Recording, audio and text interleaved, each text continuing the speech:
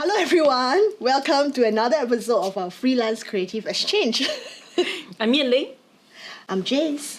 And today we have our guests with us over here, two of our very special guests.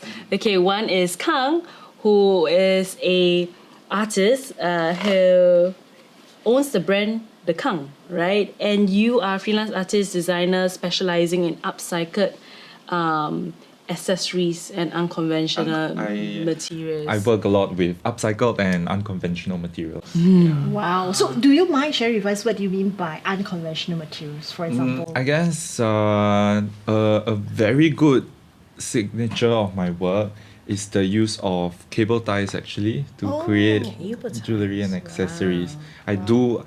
I dye the cable ties into a full range of colors, so very impressive. Oh wow, yeah, I'm sure. I'm sure we'll come back more to that a bit later. But the other guest that we have also here is Beno. Beno, who is a makeup artist, but you also specialize in bridal fashion as well as creative makeup, right? Yes. Yeah. So thank you so much, the both of you, to taking the time out today of your very busy schedule, I'm sure, to come and speak with us today. Yeah. So maybe you can share a bit about what exactly is it that you guys do, especially in a freelance capacity.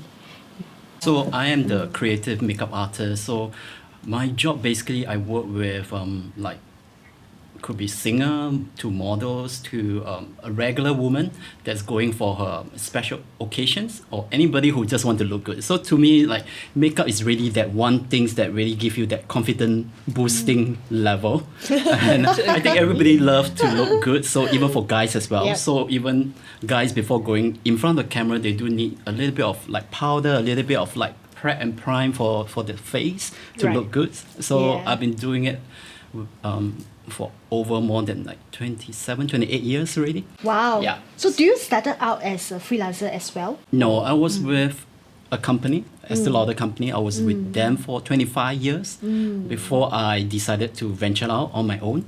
Yeah, so I was like the first guy selling makeup at Tangs, so at Prescriptives. So at that time, it was very hard for, like, as a guy, like, I just finished army. I was like thinking, how can I venture into, the beauty industry? And it's so hard at that time. And I managed to see an ad and I applied for it. And at that time, my mom thought like I would just join, just for 3 months, and then I will find other jobs. And who knows that I stay for so long. And after that, I went to Mac and I stayed for another 15 years. I gained a lot of experience from there. So I find like my passion still grow over the years. Yeah. So basically, that's my love for makeup. So after Mac, then you left and then Yes. you started your own freelance career in Yes. a sense, right? So how long have you been freelancing? It's almost coming to 4 years already. Oh, So time okay. passes very Yeah. fast when Yeah. you're having fun. Yeah, Right, that's right. We're enjoying yourself. Right? Doesn't matter. How about Kang? How about Yeah, yourself? so talking about passion, I guess that is definitely my starting point as well. I didn't plan to go into making accessories, but I am good with working with my hands. I do enjoy making things. That's a huge part of why I'm actually doing what I do, just to create and create and create. The thing with accessories is kind of, I guess, it just kind of happened. I didn't plan for it, but through like making things out of paper to begin with. So, and then some paper project turned into a necklace. Yeah, so that moment it just kind of clicked, and then I just went all in to explore the world of accessories. But what was your journey like? Like, what was your starting point? Did you study something in fashion or the creative industry? I had some background in graphic design. Yeah, but I knew for sure I didn't want to do anything digital. Yeah, so sometimes it's not so much I know what I want to do, it's I know what I don't want to do. Right. Yeah. Right. So at what point in time you decided it's good for you to actually have a brand for your accessories and for your design? I guess it definitely started out a bit more like a hobby, but I can't pinpoint a time. I guess it just kind of like organic development, and then I realized like, hey, no, let's make this legit. Yeah, let's. After, of course, in the beginning, I definitely doubted my level of expertise and what I can produce. But after a few years, definitely, as you gain more confidence with your work, it's definitely a good step to like register a business and make it official. So how long have you been freelancing before you decided to make it official? About 5 years official already. Yeah. Okay. Oh, so it has been a while. Both of you all quite considered freelancing for quite a while already. So do you still remember your first client? Your first client that pay you money? Do you still remember he or her? How do you actually land your first paid gig? As a freelancer. I think it's through the years of like working, also your past contact. I think those kind of networks helps a lot. Especially Singapore is very small, the circles, and people already know like who is in the market. And when you tell people that you're freelance makeup, you know, people really know that you've been doing makeup all these years, so they won't feel like, oh, you're just a newbie. So I was kind of the first one. It's hard to remember, but something like last time I used to do theatre, so that's how I get to know like, you know, Joanna Tong. So that's why when she went to take part in Sing China, and when she come back and she needed like makeup, I helped her. So she's like kind of my like regular celebrity that I do quite a lot for.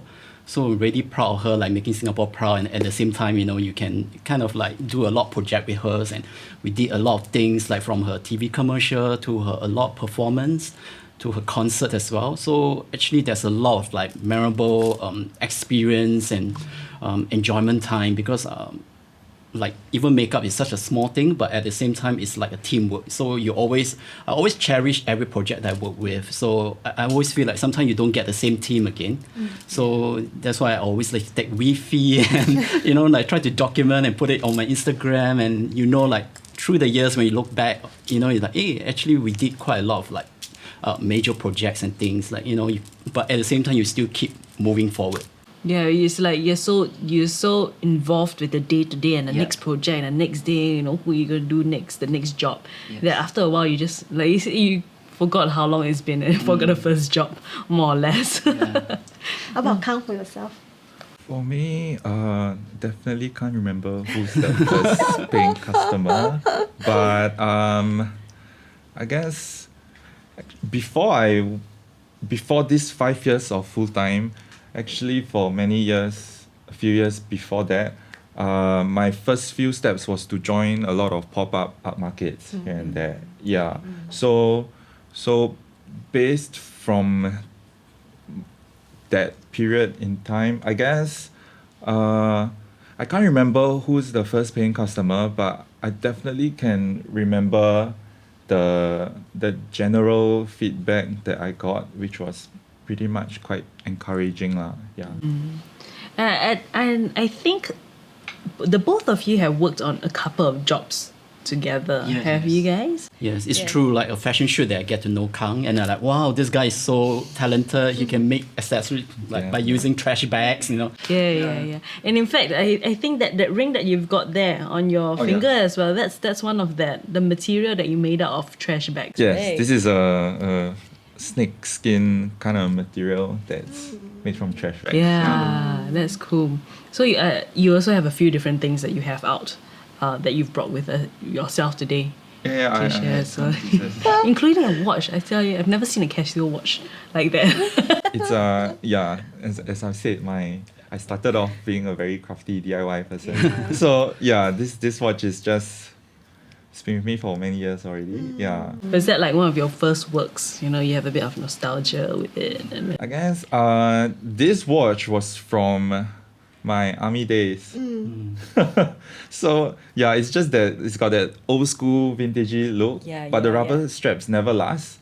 So once the rubber straps broken off, and then you see the watch face is still kind of functioning, right? So let's not waste it lah. Let's just do my own thing. Good way to Do it. recycle. Yeah, that's right. Yeah, usually people, especially unfortunately, Casio is like, yeah, okay, I'll get a new watch. It's very and stuff. disposable. Yeah, that's Let's right. not make it that way. Yeah, that's right. I like how you're using something that's old, and especially if it has a bit of sentimental value inside. You know, you don't want to throw it away. Yeah. So does every accessories are made by yourself?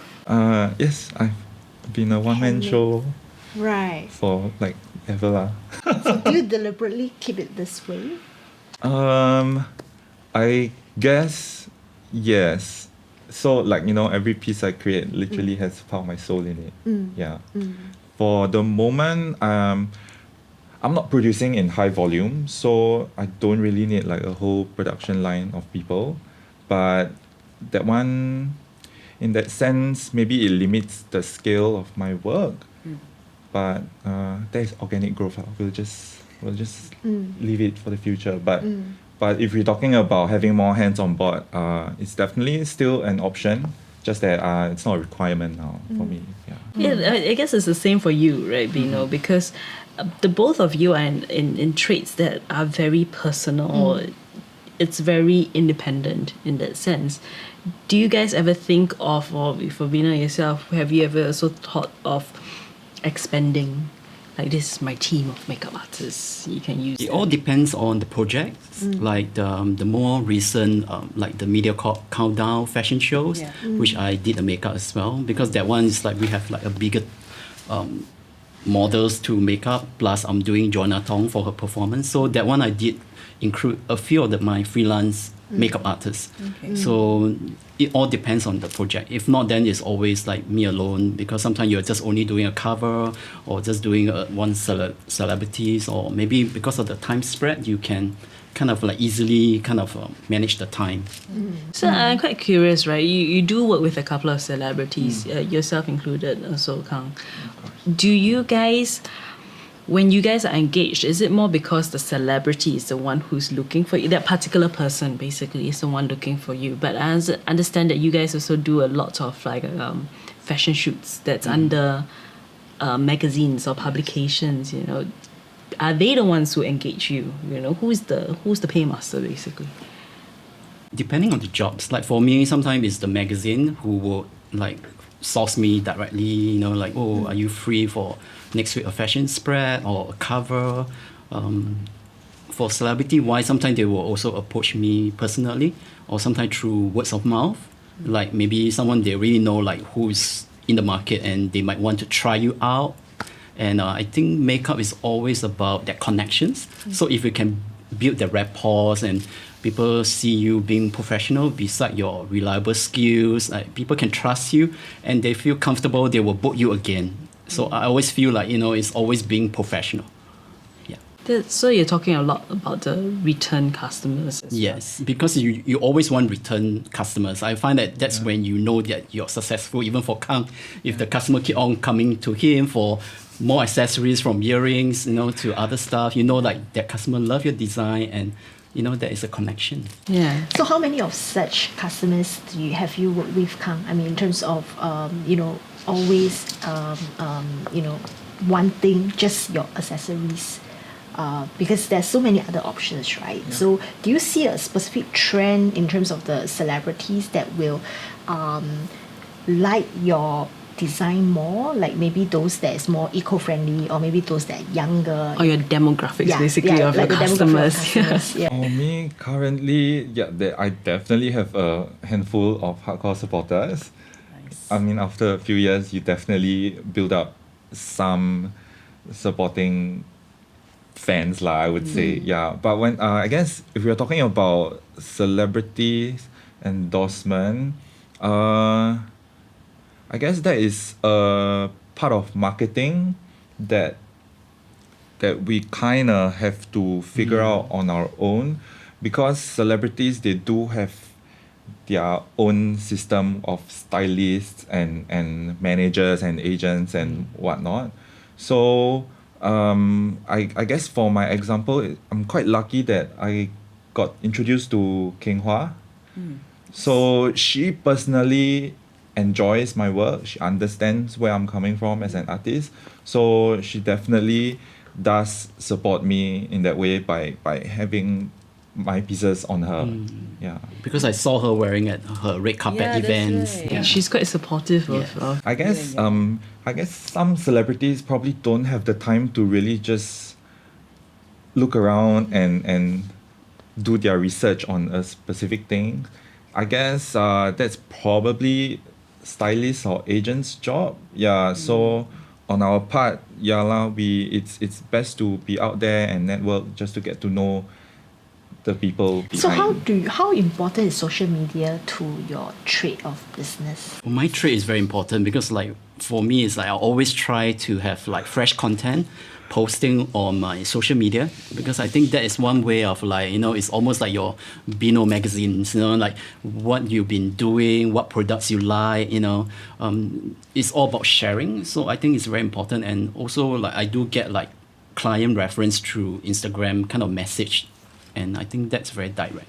Yeah. How about yourself, Kang? How have you used social media as well? Social media is it's a very current thing. You have to have it. But do you guys start realizing that, like, how do you guys start in social media? Was it more of okay, I'm just posting every day, just what's happening in my life, that kind of thing. And then after that, then you found out, hey, this is bringing me revenue, Or is it the other way around where you approached it specifically because, like, hey, this is like my Beno magazine, this is my Kang magazine.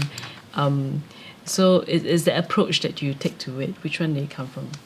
I think for my previous job, because I was like the Mac spokesperson, so we are into like media training. So part of it is like I had to handle like the Twitter accounts. So I'm like the spokesperson of that brand.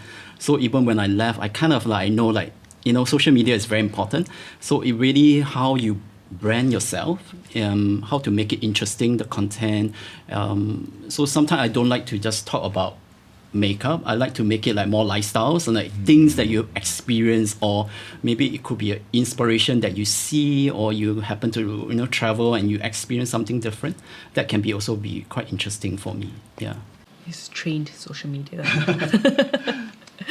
For my social media,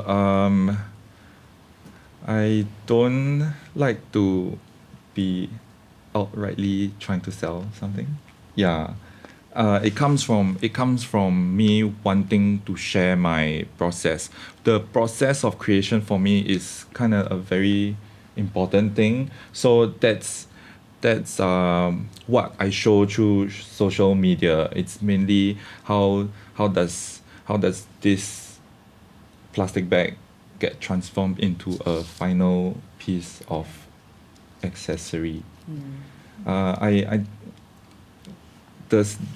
definitely do not try to post products and say, okay, this is how much. That's right. So what other tips you have though? What other marketing tools do you have that you guys have used for yourself that you find works? Any particular thing? Like you say, you find that posting your process for you works instead. Yours is more of a lifestyle thing, or do you actually have to, instead of being online, you talked about networking as well and then going out to meet people. Is that very important?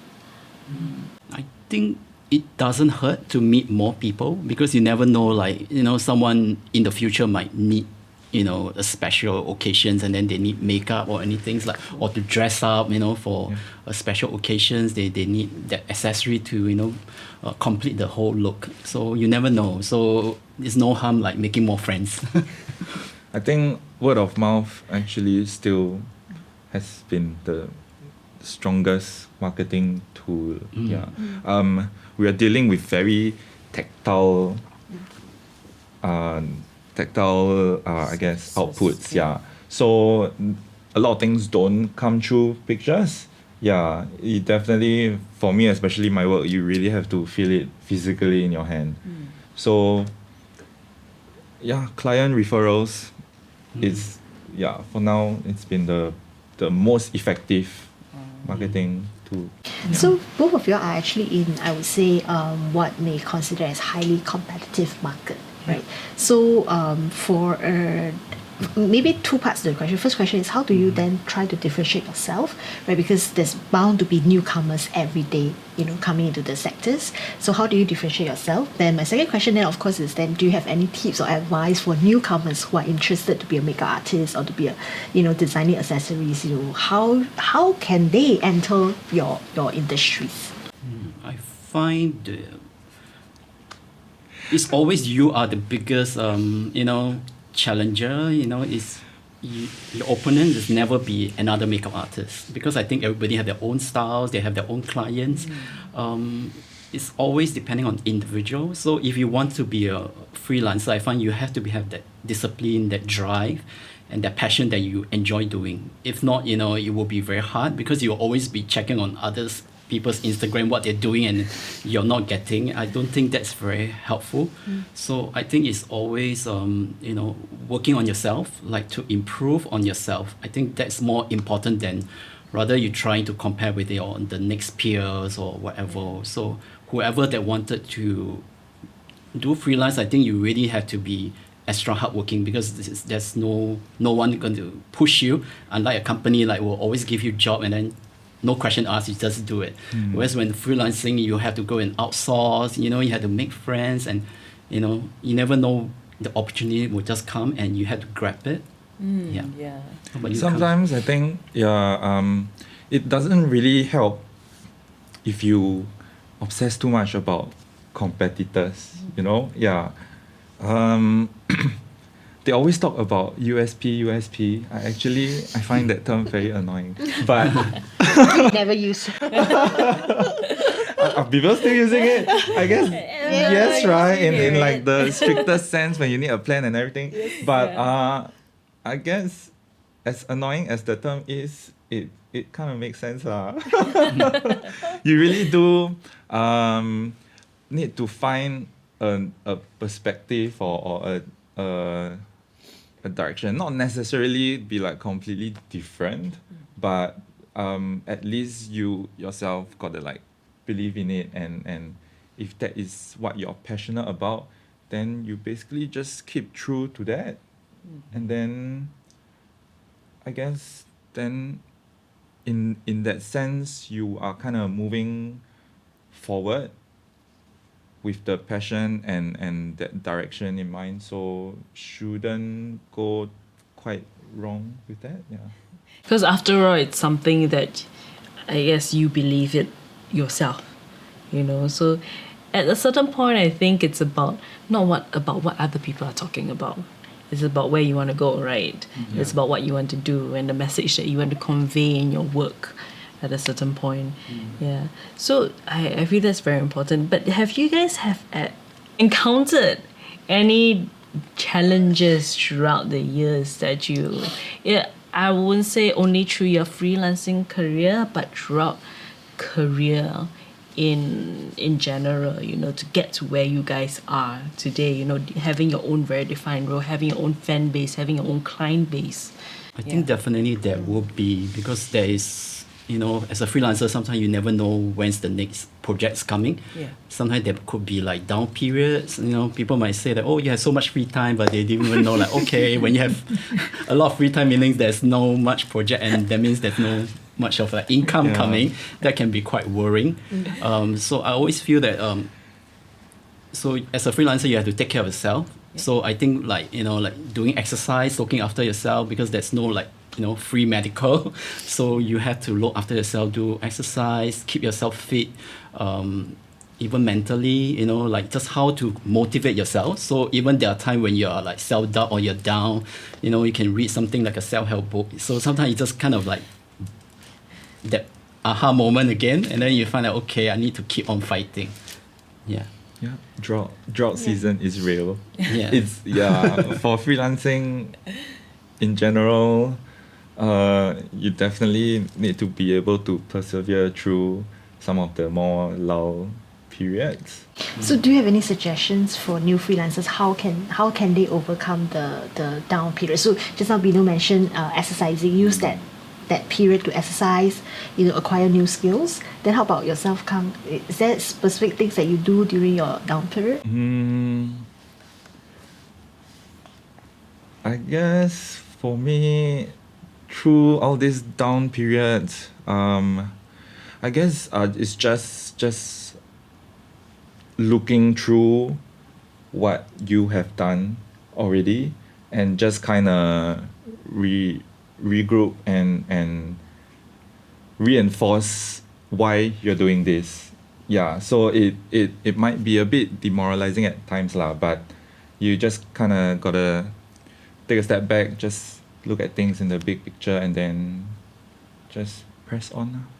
So I'm just wondering, where do you get all the inspirations for your designs and all this? Is there a specific routine that you do to keep your creativity juice flowing? I don't take walks in the park. I don't I travel. do. I don't travel that much. But I guess for me, I like to play with patterns and textures. I learn a lot through experimentation. So sometimes when it comes to creative blocks, it's just don't stop doing. Yeah, even if you think you're doing the worst job ever, but the point is to not stop doing. Yeah, I guess things will just kind of work out on their own. Yeah. Its way out after a Yeah. while. Right? So, Beno, how about yourself? As a makeup artist, have you ever reached this kind of moment where you suddenly have a mental block and then, you don't know how to advance your skill to the next level? I think it's always important to like read more and see more. So for me, I sometimes love to go to YouTube, and then like now it's the fashion season, that's how you do all the backstage. So I know like that's how trend kind of evolve. Like, what is the color for the seasons, and like what's the skin like for, there's always new techniques that's like when we go for like product events, they always like showcase like what's the latest foundation, what's the latest tools.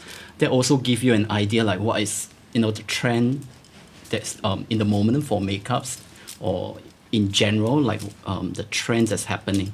So I think it helps a lot. You always have to like open your minds to read more and see more.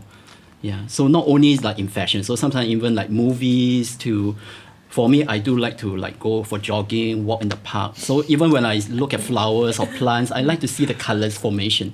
Because sometimes like when you're thinking of like, okay, I've been using a lot of like the same combination for the eyes, then you think of this flowers or this beautiful rainbow or whatever that you haven't seen, or sometimes even when you walk along the street and you see these girls have this beautiful eye makeup, and you're like, oh, okay, this is refreshing. I can learn from that and things like that. So, I do have this question. Both of you are in, or your craft are what a lot of people feel are hobbies, in a sense. People think of it as things that I do in my spare time, or, when I really have nothing to do. But you guys have made a career out of it. But are there, how did you do that?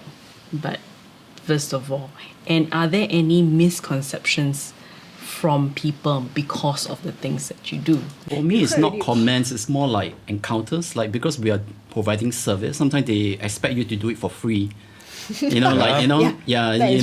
Okay, you can do hair and makeup, this is this, and we just give you credit. So sometimes they've forgotten, like, freelancer, we offer our time and the skill. Yeah. So sometimes I think the market is just not educate enough to, always asking for free service. Yeah. So how do you respond to that comment? I think sometimes depending, sometimes we do it because like we want to kind of like maintain connections, but after a while, sometimes you must learn to say no. Already, like, if you've been in the industry for long enough and you find that if you really need to do this job or not, if really you're so free and you're willing to help that person, then of course you're going in with your eyes open. If not, then I think you can wait for the next project to come. Yeah. How about Kang, yourself? Have you heard of any misconception about? I guess since I make accessories, right, most people just go, oh, Taobao can get ready. Wow. I guess to them I would say, sure, then you go ahead and get something from Taobao, because then I guess you're not my target market lah. Sometimes you just have to let go, right? Yeah, that's why we talk a lot about like educating the consumer. So that's why I like to share a lot of my process. When I used to heavily do pop-ups, it was like it's like I'm giving a guided tour in a gallery. I'll always explain my work, how this came about, and these are made from this hand. It's not in like some factory in China being churned out in like high volume. So definitely educating the consumer is still quite important. Yeah. But since you spend so much time and effort to making every accessories, I'm sure so how do you actually price yourself in that sense? Do you actually do comparison with other accessories in the market? Yeah, the same for Beno as well, right? Because Yeah. I mean, they always talk about in market rate, and everybody will, we get a lot of questions also from freelancers. What's your market rate? How do you price yourself? What's your answer to that? We have our answer. We want to hear yours. Pricing is tricky. Yeah. So I think also depend on the client's budget. So whether the person is like a regular woman who's like, for my case, it could be like a regular woman just wanted a makeup for her special dinners, and then sometimes I will communicate. I think it's very important. Like you ask her, like of course, like a fair amount, not like some very very low amount that you feel that is not comfortable for yourself, because you're just wasting your time, and then So I think you just have to be like trade fairly in that sense. Like of course, if it's a bigger commercial jobs, then I think they should then provide a better amount, because of like maybe depending on the time, because you might have to work from morning to all the way to the night time. So depending on the hours as well. Do you have client who always bargain down your price? I think like even when you do bridal, yes, they always ask for like, can it be like better rate? And how about after you give her a better rate? Oh, does it include my sister, my mom? So they always ask for like such things. Yeah. How about you? Is there a lot of bargaining on I think if you are confident in your skill set, definitely don't undervalue, because it kind of spoils it for everyone else. That's true. Yeah, so I guess when it comes to pricing, it's definitely a very, very tricky thing. But I guess as the years go along, definitely the price will only go up lah. So in the coming years, what do you see the industry becoming in both of your respective careers, or the industry that you guys play in, and where do you see yourself going to as well in the next, like say 5 years? Are you guys hoping for you maybe expand your brand, maybe have a few the output is a bit more, or maybe even for you, Beno, to have a new makeup line, for example? Is that anything that you have plans for yourself? For me, I like to be in the moment. So sometimes I don't really like to think so far. Like sometimes you kind of like just disappoint yourself if you tell yourself like, oh, okay, by this year I must do this. Because sometimes you never know what throw at you. So I enjoy that moment. Like, a client can just call up to you and it could lead from one thing to another. So that's the beauty of it, which I love it. So rather than you always tell yourself that you always have to hit higher and higher, sometimes it could be quite a letdown for yourself. Yeah. So rather, I love the idea of like sometimes you nurture from a clients to become a friends to, or even a celebrity is like become so close to you. It becomes like you can talk about anything, which I enjoy that kind of relationship. I think that's what I treasure more. It's always like an ongoing journey. I personally don't see where I'll end up in 5 years, but all I know is I love what I'm doing. So definitely what I want to do is to always be creating. It doesn't necessarily always have to be accessories. I'm definitely open to any other projects, larger scale projects or homewares or whatnot. So for me, the creation process is definitely the ongoing theme that needs to happen. Yeah. So is this something like you guys have been through your own journey of being a creative and being a freelancer and having your own brand in that sense, is this something that you would actually encourage a lot of people to get into, being, be it a makeup artist, a accessories or fashion designer, or just being a freelancer in and of itself? I think it could be a very tough question because you have to ask yourself, because it's definitely not easy. When you have a full-time job, there's always a pay coming in. You don't have to think about, the next pay. So I think when you're a freelancer, you really have to budget yourself. You cannot like overspend. So like that's why I say you have to take care of your health, because you cannot afford to fall sick. That's true. I ever fall sick and then I still have to do makeup, because you just don't want to disappoint the clients, and you also feel that it's sometimes clients hard to come by and you just don't want to let go. So I think it's not easy until you have kind of like, I think it helps that when you work a period of time with a company. So like for my case, because I just didn't want to give up my skill set, I find that since I'm no longer happy with my company working there, I feel that I can venture out, since this is something that I have with me. So I just want to see how far can I go. So I tell myself at that time, like, maybe give myself 1 year. So after 1 year, it seems okay. So maybe I can still continue, because you never know. If not, I can just go and find another jobs, but maybe you just won't be that happy, but just because of the pay, right? Yeah. To get by. So Singapore is actually a very small place in that sense. But does that actually kind of hinder your creative needs, what you want to do? Do you think that is very limiting for you? And have you thought of actually venturing into the international arena? Definitely helps to expand to a more regional or international level. But right now, I feel in Singapore, there are still plenty of opportunities. Yeah. That's good. In my case, I think with a lot of like, magazine clothes, definitely you can feel like, the print industry is like really kind of like sunset and very slow. So that's why now there's a lot of like digital platform and more requests for even campaigns that I recently did for New Balance is more on like a digital. So rather than you see like a print ad. So I can see like, it's more moving towards that directions. So yes, of course, like Singapore market is very small and sometimes the payment is very limited. So it always helps if you can venture out overseas. I always feel why not. Yeah. So if let's say you were to venture, which are the countries that you think is the most natural step for Singapore makeup artists to actually consider moving into? I won't specify like which country, because like makeup can be anywhere. You can go to Dubai or you can go to Australia, US. There's always a need. So it always depending on the opportunities arise, and how you network overseas or the clients that is where they're from, and sometimes you have to have that flexibility. You won't just choose a country.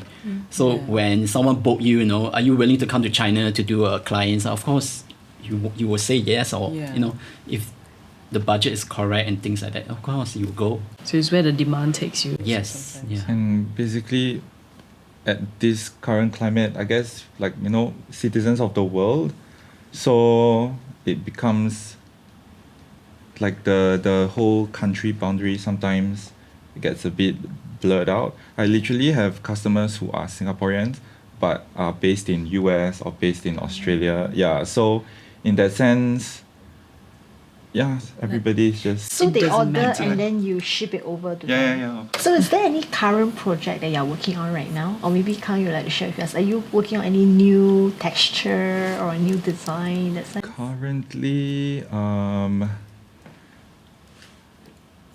trying to work on something a bit larger scale along the lines of upcycling and being eco-friendly. So I probably cannot say too much about that, but Trade secret. no, it's but it's definitely something larger scale, like almost like installation rather than a wearable piece of accessory.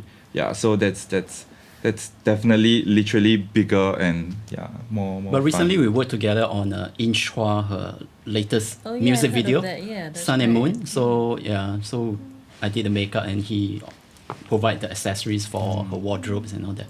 So that was a fun collaboration. So I love to work with Singapore designers like Peter Kaur, Sabrina Goh. So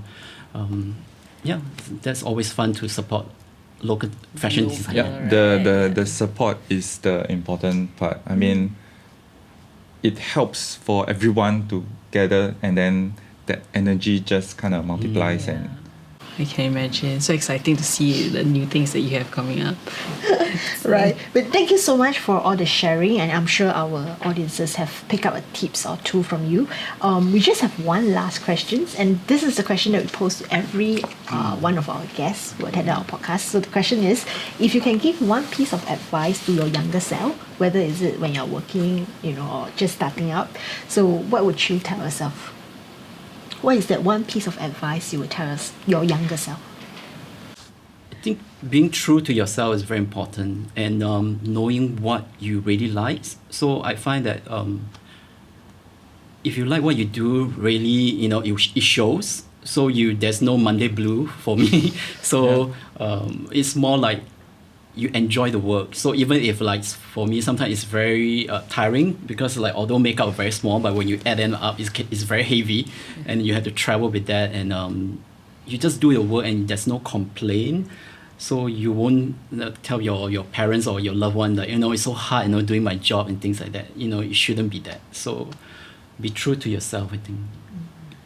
I think for me, the one piece of advice I'll give my younger self is to speak up and ask for help. As in not to be shy about asking for help. Yeah, it definitely sucks to kind of suffer in silence and by yourself. But asking people for help is nothing to be ashamed of. Yeah. And for all you know, the help will come very readily. People are just waiting. Yeah, that is the thing. Yeah, you might have reservations about you're annoying someone. They might not be able to help you, or they're not willing to help you, but it definitely doesn't hurt to just ask. I think a lot of people are also very embarrassed, especially in the Asian society. I think a lot of people are thinking, oh, I shouldn't bother A someone. lot of face. Yeah, it's Yeah, a face saving issue, face issue. yeah. But after what, you realize that people really don't care if you're asking for a bit of help. Say, yeah, sure, I'll be very happy to help you. Yeah. Yeah. All right, great. Thank you so much for the time. Yeah, so really glad that you all can join us at these sessions. So thank you for our audience also for tuning in to another episode of our Freelance Creative Exchange. Yeah, so if you have liked this episode, please go ahead and hit that like button and subscribe to us so that you can see other episodes and other freelancers that we talk to also. You can also leave a comment if you have any questions for Kang, for Beno, or even for us. You can leave a comments below. Yeah, and let us know what you think about, some of the accessories that you have, or, some of Beno's works. So we'll leave a link down below in the description for where you can find some of their works or even their Instagram profiles. Yeah. But to the next episode next week. See you. See you. Bye.